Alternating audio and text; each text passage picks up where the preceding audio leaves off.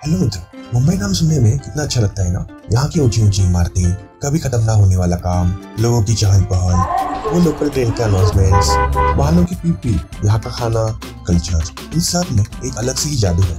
पर आपको पता है मुंबई महाराष्ट्र का हिस्सा कैसे बनी? नहीं पता? कोई बात नहीं, मैं हूं ना।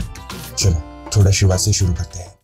देखिए, यह है मुंबई का मेन टाउन स्क्वायर। लंदन में जैसा है ना, वैसा ही 5 सड़कें एक साथ मिलकर एक फव्वारे के साथ केंद्र में मिलती है, वैसा ही कुछ। तथापि यहाँ आपको 2 वास्तुएं दिखाई देंगी, एक हुतात्मा स्मारक, दूसरा पूरा फाउंटेन। तो बारी बारी से हम इसका इतिहास और महत्व को जानते हैं। सबसे पहले दिन विशेष 1 मई यानी महाराष्ट्र में 1 मई को महाराष्ट्र दिन और कामगार दिन इस स्वरूप में हम मनाते हैं। तो महाराष्ट्र वैसे देखा जाए तो हर महीने में एक इस अंक की तारीख आती है। सन 1960 के मई महीने के पहले दिन यानी कि 1 मई को कुछ ऐसी वारदात घटी जिससे कि महाराष्ट्र और गुजरात इन दोनों राज्यों का नसीब बदल गया। मुंबई, जी हाँ, अपनी मुंबई उस समय गुजरात में विलीन होनी चाहिए कि महाराष्ट्र में, इस प्रश्न पर बात छिड़ा था। यूं देखा जाए तो भौगोलिक स्थान, भाषा और आदिकाल से रहते आ रहे लोग, इन मुद्दों को अगर हम ध्यान से देखें तो 100% मुंबई महाराष्ट्र में ही विलीन होनी चाहिए। और महाराष्ट्र के जनमन की भी यही इच्छा थी, ये हमें समझ आता है। साथ ही साथ महाराष्ट्र के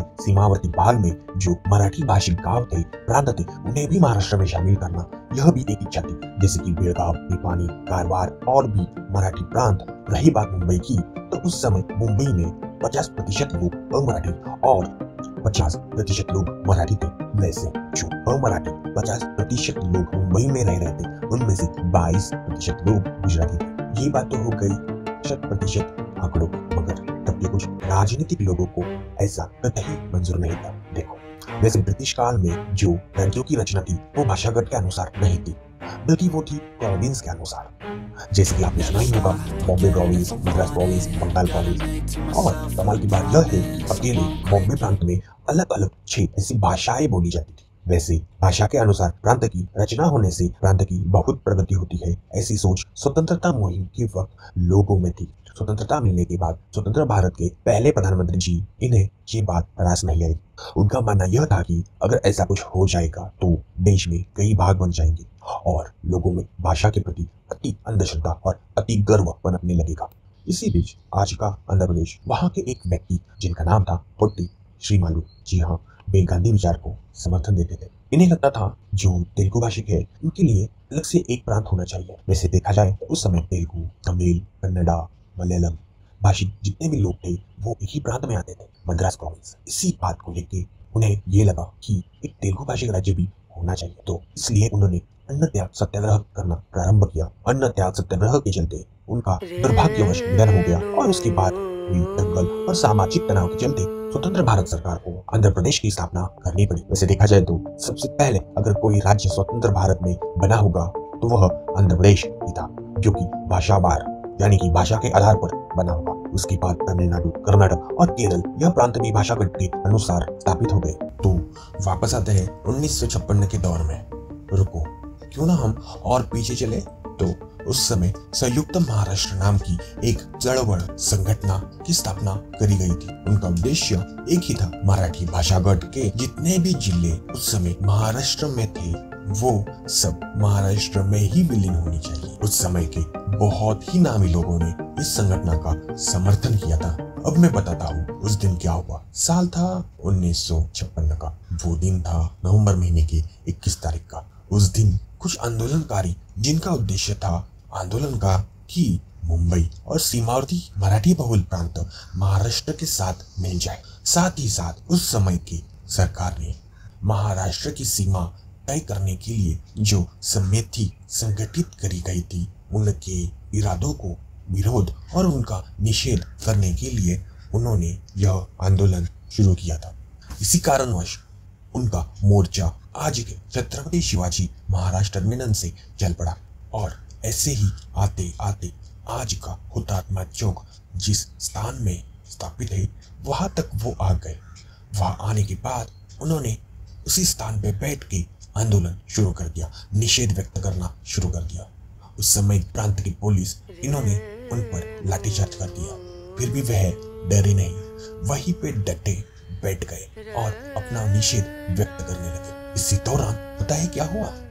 स्वतंत्र भारत के मुंबई प्रांत के मुख्यमंत्री मोरारजी देसाई, इनका एक आदेश आया और आदेश यह था कि शूट एट साइट, यानी कि जहां दिखाई दे वहां शूट कर दीजिए। वैसे अगर देखा जाए और तुलना की जाए तो ये अमानवीय हरकत सीधे सीधे जालियनवाला बाग हत्याकांड से लगभग मिलती जुलती है, क्योंकि उस समय पुलिस ने उन आंदोलनकारियों पर अंधाधुंध गोलियां चलानी शुरू कर दी।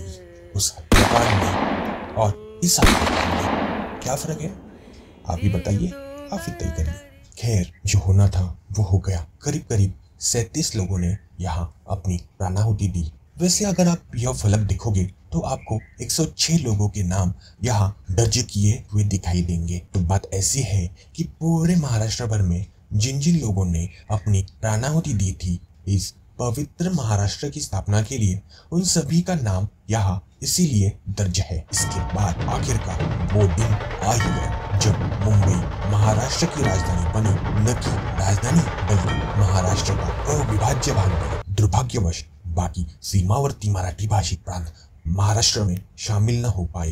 1 मई 1960 इस दिनांक को महाराष्ट्र राज्य की स्थापना हुई।